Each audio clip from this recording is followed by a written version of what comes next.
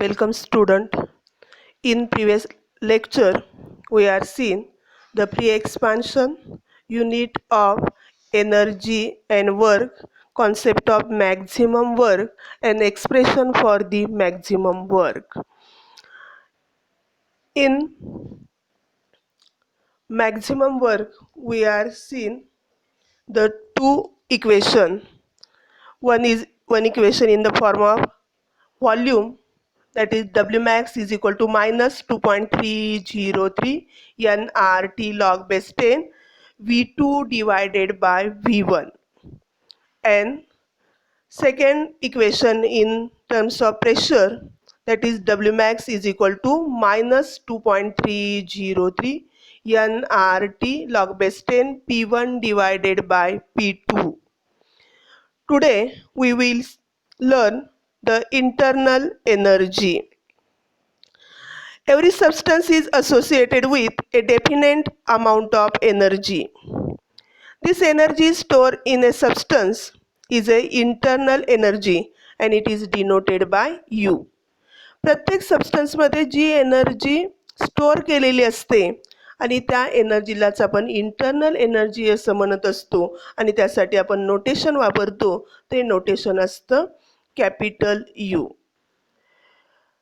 Internal energy of the system is made up of the kinetic and potential energy of individual particles of the system. आता सिस्टीममध्ये वेगवेगळे particles असतात. The particles are present in the form of atoms, ions or molecules. म्हणजे असणारे particle ॲटमच्या स्वरूपात, आयनच्या स्वरूपात किंवा मोलेक्युलच्या स्वरूपात असतात. आता ह्या प्रत्येक ॲटम, आयन्स आणि मोलेक्युलची स्वतःची काय असते, कायनेटिक एनर्जी असते आणि पोटेन्शियल एनर्जी असते. त्याचबरोबर त्या सबस्टन्सचं काहीतरी मास असतं आणि त्या मासमुळे सुद्धा एनर्जी असते. ह्या सगळ्या टोटल एनर्जीची बेरीज म्हणजे काय असते, internal energy of the system असते. आता इंटरनल एनर्जी आपण यू या लेटरनं डिनोट करतो आणि ह्या इंटरनल एनर्जीची व्हॅल्यू आपल्याला काढता येत नाही. कारण जर आपल्याला इंटरनल एनर्जीची व्हॅल्यू काढायची असेल तर त्याच्यामध्ये असणाऱ्या प्रत्येक पार्टिकलची आपल्याला कायनेटिक एनर्जी काढावी लागेल, त्याच्यावरती असणारे पोटेन्शियल एनर्जी काढावी लागेल, त्याचबरोबर त्याचं मासमधून येणारी एनर्जी काढावी लागेल आणि मग ह्या सगळ्याची आपल्याला बेरीज करून आपल्याला त्या इंटरनल एनर्जीची व्हॅल्यू काढावी लागेल. परंतु it is impossible to determine the internal energy value.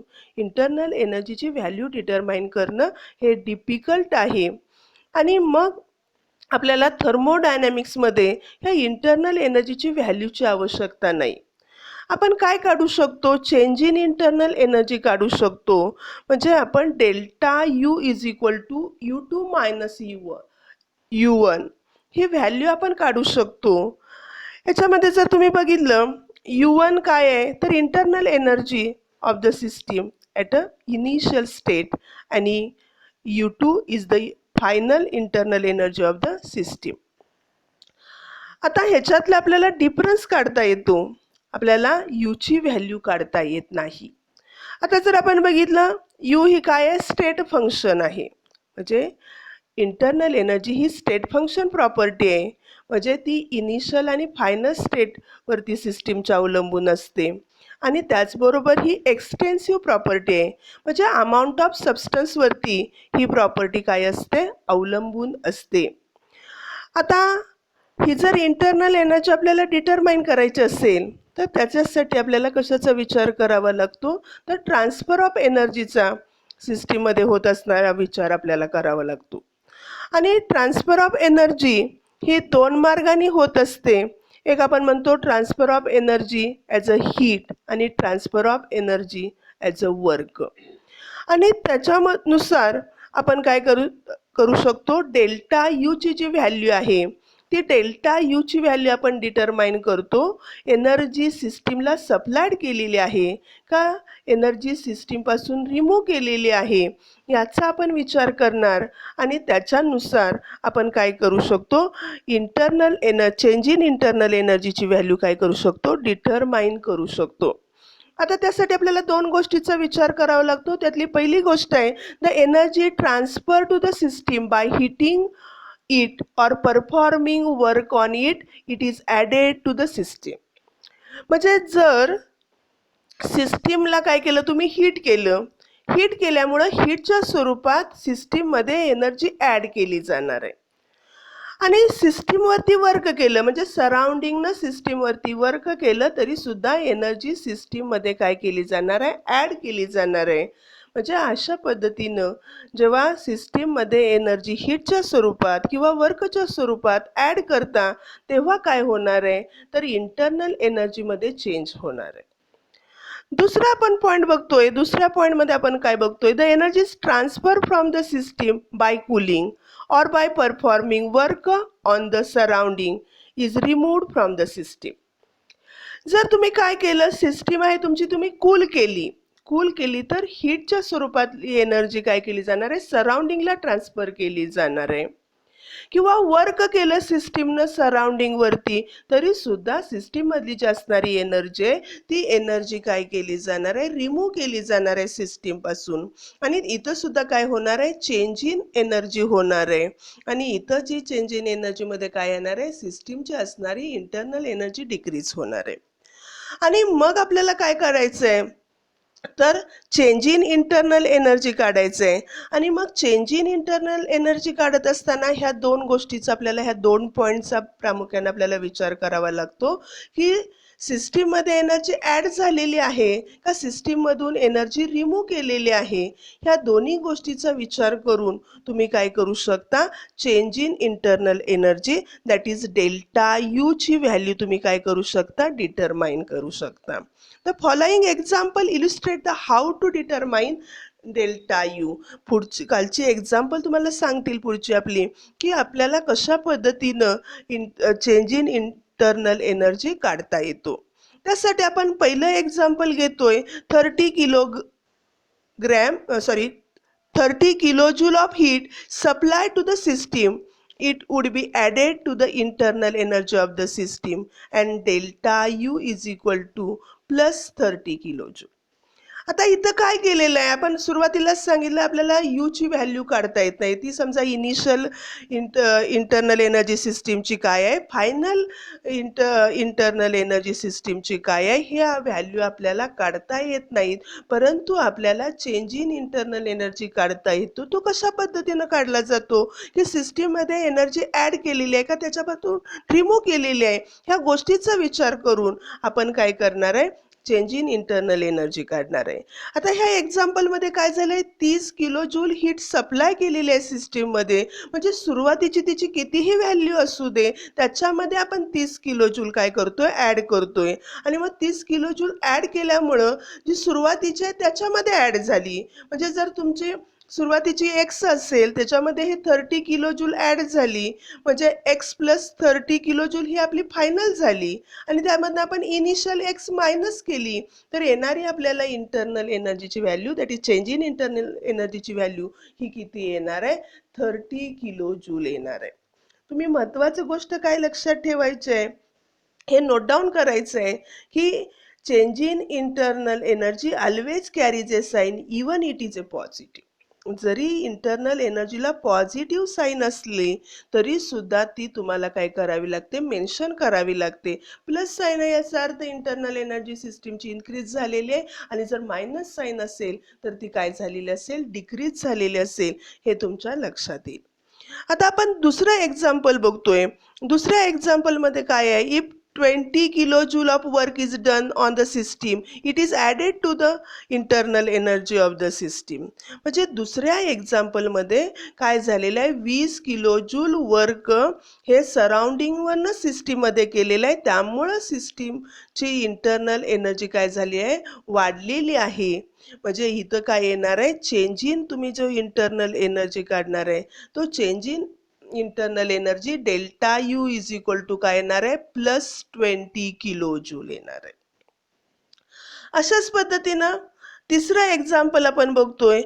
Suppose a system releases A 100 kilojoule of heat and perform the 15 kilojoule of work on the surrounding. This quantity are removed from the internal energy of the system. आता काय केलं जाणार आहे की इथं आपण heat remove करतोय. Heat किती रिमूव्ह करतोय सिस्टीममधनं?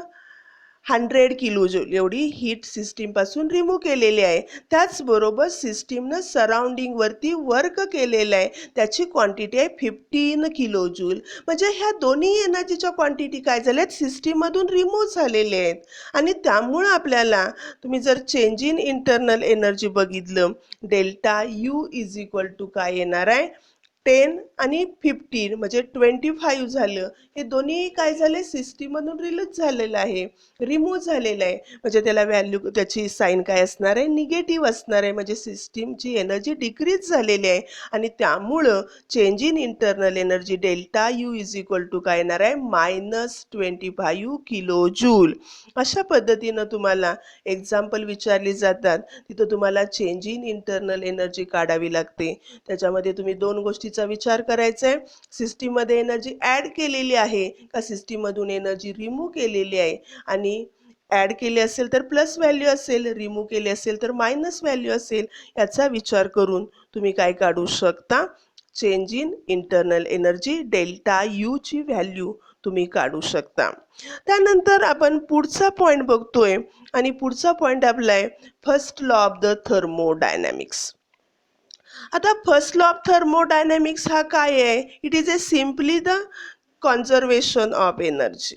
आपण जो law of conservation of energy आपल्या टॉपिकच्या सुरुवातीला बघितला होता, तोच लॉ म्हणजे त्यालाच काय म्हणलं जातं? First law of the thermodynamics असं म्हणलं जातं.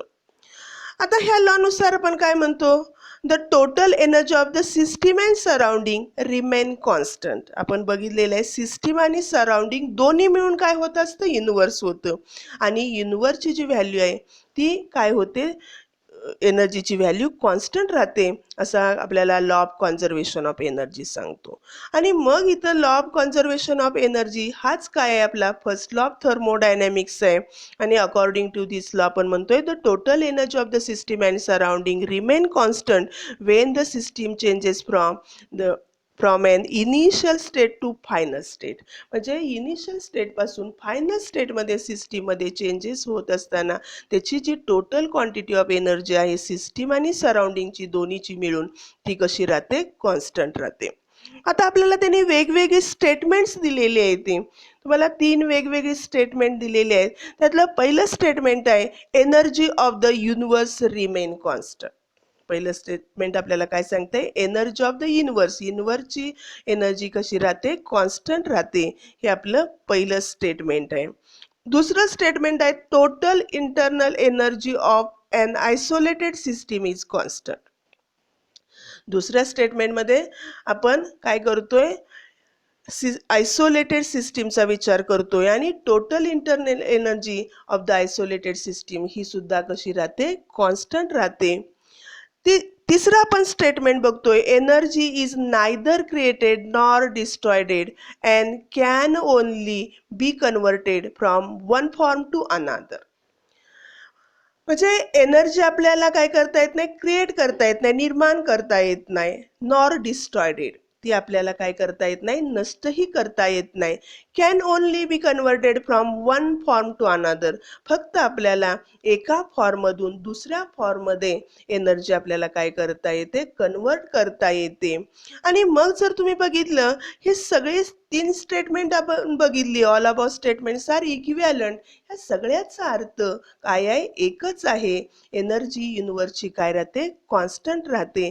हेच आपल्याला सांगायचं आहे. म्हणूनच first law of thermodynamics is a law of conservation of energy. त्यानंतर आपल्याला पुढचा पॉइंट बघायचा आहे that is the formulation of the first law of thermodynamics. आता फर्स्ट लॉ ऑफ थर्मोडायनॅमिक्सचं आपल्याला इक्वेशन बघायचं आहे. आणि मग हे इक्वेशन बघत असताना आपण काय बघणार आहे? तर system exchange energy with its surrounding either by transfer of heat or by doing work. म्हणजे सिस्टीम्स आणि सराउंडिंगमध्ये हा जो एनर्जीचा एक्सचेंज होतो तो 2 मार्गाने होतो. एकतर हीटच्या स्वरूपात होतो किंवा दुसरा वर्कच्या स्वरूपात होतो. आणि मग आपण बघितलं energy supply to the system. जर सिस्टीमला एनर्जी तुम्ही सप्लाय केली तर त्याची असणारी इंटरनल एनर्जी काय होते, इन्क्रीज होते. आणि जर आपण बघितलं एनर्जी आपण काय केली, रिमूव्ह केली हीटच्या स्वरूपात किंवा वर्कच्या स्वरूपात from system, it's internal energy decreases. आणि त्याची असणारी जी इंटरनल एनर्जी आहे ती इंटरनल एनर्जी काय होते, डिक्रीज होते. म्हणजे आपल्याला माहित आहे ह्या दोन स्टेटमेंटवरूनच आपल्याला काय करायचं आहे, फर्स्ट लॉ ऑफ थर्मोडायनॅमिक्सचं इक्वेशन काढायचं आहे. म्हणजे आपण मॅथमॅटिकल स्टेटमेंट किंवा मॅथमॅटिकल इक्वेशन असं म्हणतो.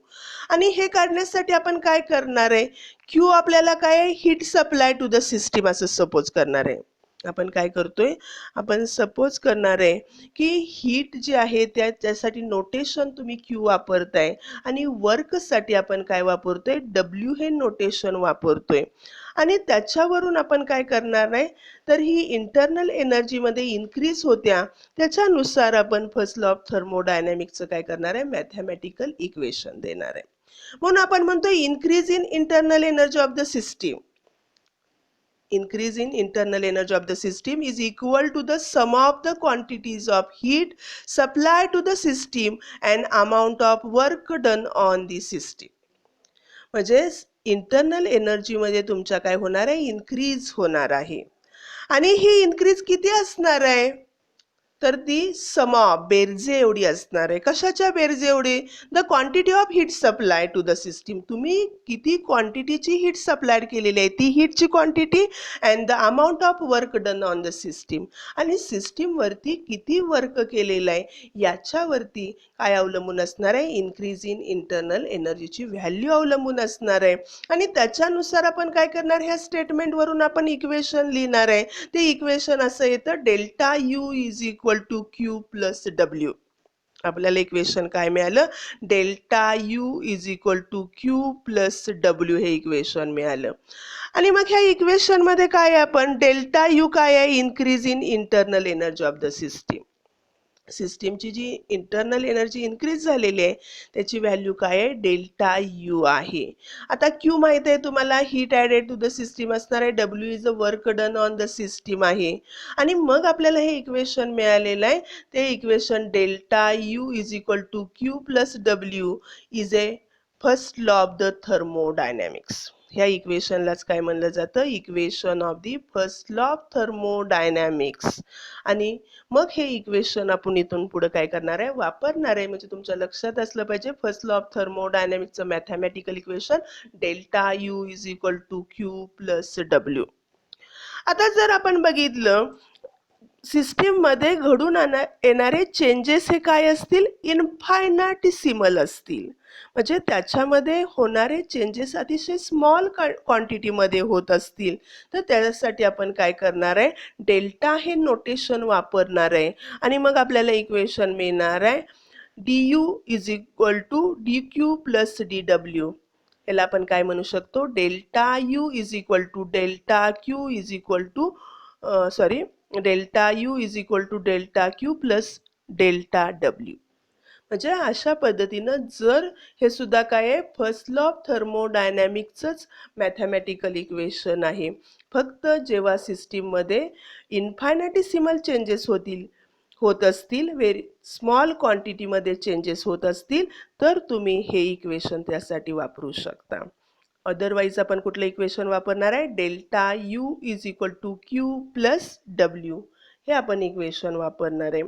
आता हा जो फर्स्ट लॉ ऑफ थर्मोडायनॅमिक्सचा आपण मॅथमॅटिकल इक्वेशन बघितलेला आहे त्याचं आपण ॲप्लिकेशन हे काय करणार आहे, व्हेरियस प्रोसेसेस जे आपण काय बघितलेत, वेगवेगळ्या प्रोसेसेस बघितलेल्या आहेत. त्याच्यामध्ये आपण आयसोथर्मल प्रोसेस बघितलेले आहे, आयसोबॅरिक प्रोसेस बघितलेले आहे, आयसोकोरिक प्रोसेस बघितलेले आहे, ॲडिबॅटिक प्रोसेस बघितलेले आहे. आणि ह्या सगळ्या प्रोसेससाठी आपण काय करणार आहे, फर्स्ट लॉ ऑफ थर्मोडायनॅमिक आहे, हा first law of thermodynamics apply करणार आहे. आणि मग प्रत्येक प्रोसेससाठी त्याची कुठली स्टेटमेंट मिळणार आहे ते आपण बघणार आहे. आता सुरुवातीला जो आपण बघतोय ती प्रोसेस आहे आयसोथर्मल प्रोसेस. आणि ह्या आयसोथर्मल प्रोसेसची तुम्हाला डेफिनेशन माहित आहे. The process in which temperature remain constant throughout the transformation is called as isothermal process. म्हणजे आयसोथर्मल प्रोसेसमध्ये जे टेम्परेचर असतं ते टेम्परेचर कॉन्स्टंट राहतंय. आणि तिथं तुम्हाला महत्त्वाची गोष्ट मी नोट डाऊन करायला सांगितली होती, लक्षात ठेवायला सांगितली होती, delta U is equal to 0. म्हणजे टेम्परेचर तिथं बदलत नाही आणि टेम्परेचरवरती इंटरनल एनर्जी अवलंबून असते. जर टेम्परेचर बदलत नसेल तर इंटरनल एनर्जी ही चेंज होणार नाही आणि त्यामुळं चेंज इन इंटरनल एनर्जी काय असतो, 0 असतो. आणि मग इथं डेल्टा यू ची व्हॅल्यू 0 आहे, हे आपण कशामध्ये घालणार आहे, फर्स्ट लॉ ऑफ थर्मोडायनॅमिक्सच्या मॅथमॅटिकल इक्वेशनमध्ये घालणार आहे. आणि मग आपल्याला काय माहित आहे, delta U is equal to Q plus W, याच्यामध्ये delta U is equal to 0 ही व्हॅल्यू आपण काय करणार आहे, प्लेस करणार आहे. आणि मग आपल्याला इक्वेशन मिळणार आहे 0 is equal to Q plus W. आता हे इक्वेशन आपण असं लिहू शकतो. आता इथं 0 is equal to Q plus W आहे. डब्ल्यू त्याच्या पलीकडच्या साईडला गेला तर त्याला काय येणार आहे, मायनस साईन येणार आहे. म्हणजे काय येणार आहे, minus W is equal to Q किंवा Q is equal to minus W असं म्हणणार आहे. किंवा तुम्हाला दुसरं इक्वेशन मिळू शकतं, W is equal to minus Q. आता आपल्याला जेव्हा तुम्ही first law of thermodynamics isothermal प्रोसेसला अप्लाय करता तेव्हा तुम्हाला काय मिळणार आहे, दोन तुम्हाला इक्वेशन मिळाली. पहिलं इक्वेशन मिळालं Q is equal to minus W. आणि मग Q is equal to minus W हे इक्वेशन आपल्याला काय इंडिकेट करतंय, तर it implies that the heat is absorb by the system is entirely used for doing work on the surrounding. म्हणजे सिस्टीममध्ये जेवढी हीट काय केली, ॲड केली आणि ती सगळीच्या सगळी हीट ही कशासाठी वापरली गेली, सिस्टीम सराउंडिंगवरती वर्क करण्यासाठी ही एनर्जी काय केली, वापरली गेली. आता दुसरं आपण स्टेटमेंट बघितलंय, Q is equal to W is equal to minus Q. हे आपल्याला काय सांगतं, when work is done on the system by the surrounding its result in the release of heat. म्हणजे जर सिस्टीमवरती सराउंडिंगनं वर्क केलं, ती जी वर्कच्या स्वरूपात एनर्जी सिस्टीममध्ये ॲड केलेली आहे त्याचं काय केलं जातं, ती सिस्टीममधली असणारी एनर्जी हीटच्या स्वरूपात बाहेर टाकली जाते. हे आपल्या दुसऱ्या स्टेटमेंटचं काय आहे, अर्थ आहे. That is W is equal to minus Q. म्हणजे सराउंडिंगनं सिस्टीमवरती जेवढं वर्क केलेलं आहे तेवढी एनर्जी हीटच्या स्वरूपात काय केली जाणार आहे, रिलीज केली जाणार आहे. त्यानंतर आपण दुसरा टाईप बघतोय, ॲडिबॅटिक प्रोसेस. दुसरे आपण काय टाईप बघतोय, ॲडिबॅटिक प्रोसेस. ह्या ॲडिबॅटिक प्रोसेसचे आपण डेफिनेशन बघितलेलं आहे, the process in which there is no exchange of heat between the system and surrounding. की ज्या प्रोसेसमध्ये हीटचा एक्सचेंज सिस्टीम आणि सराउंडिंगमधून होत नाही अशा सिस्टीमला आपण काय म्हणतोय, ॲडिबॅटिक प्रोसेस असं म्हणतोय. आता ह्या ॲडिबॅटिक प्रोसेससाठी आपण महत्त्वाचं एक काय बघितलेलं होतं, तर क्यू इज इक्वल टू 0. म्हणजे इथं असणारी क्यू म्हणजे आपण हीट म्हणतोय, हीटचा इथं कुठल्याही सिस्टीमकडून सराउंडिंग आणि सराउंडिंगकडून सिस्टीममध्ये एक्सचेंज होत नाही. इथं क्यू इज इक्वल टू 0 आहे. म्हणजे हीटची व्हॅल्यू इथं काय आहे, 0 आहे. आणि मग इथं हीटची व्हॅल्यू 0 आहे आणि मग हे आपण काय करणार आहे, फर्स्ट लॉ ऑफ थर्मोडायनॅमिक्सला अप्लाय करणार आहे. म्हणजे delta U is equal to Q plus W याच्यामध्ये आपण काय करतोय, ही व्हॅल्यू भरणार आहे. म्हणजे क्यू इज इक्वल टू 0 इथं ठेवल्यानंतर आपल्याला काय मिळणार आहे, डेल्टा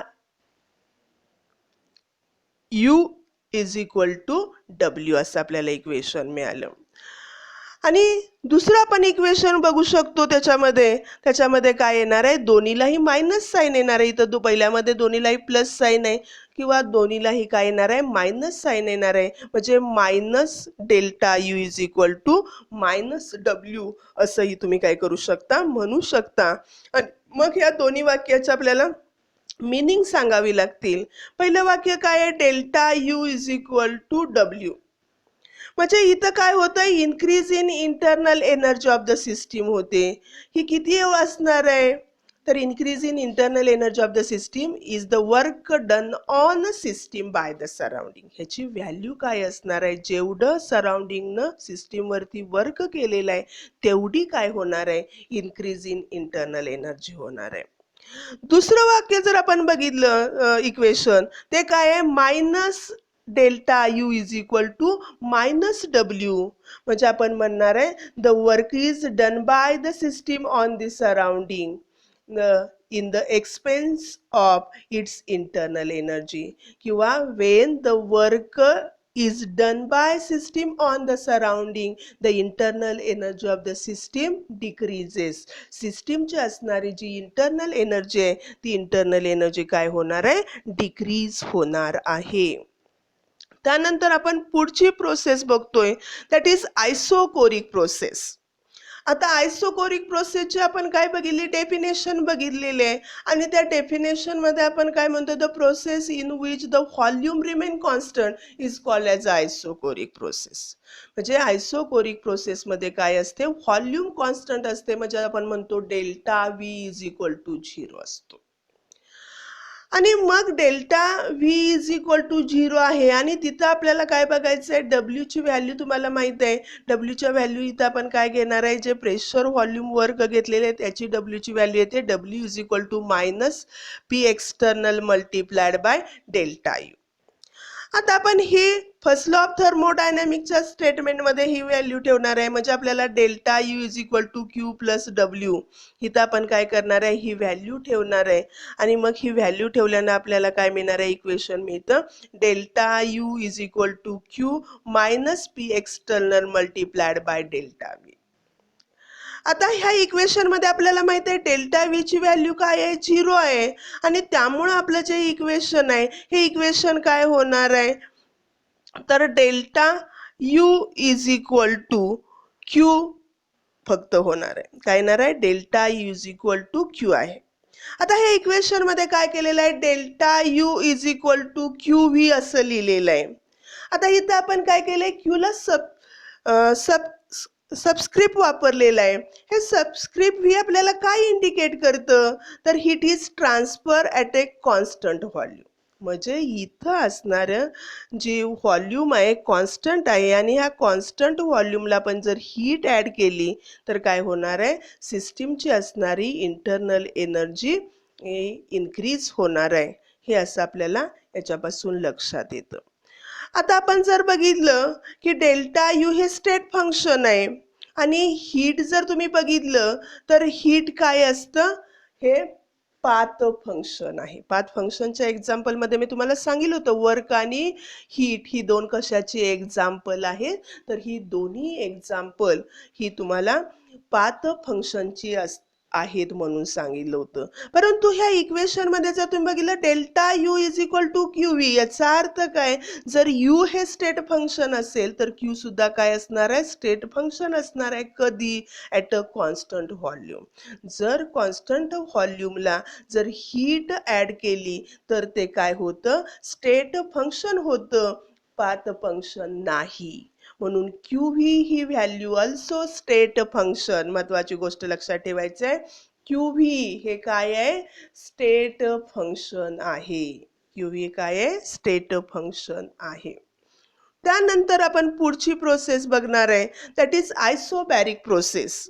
आयसोबॅरिक प्रोसेसचे आपण डेफिनेशन बघितलेलं आहे, the process in which pressure remain constant throughout the transformation is called as a isobaric process.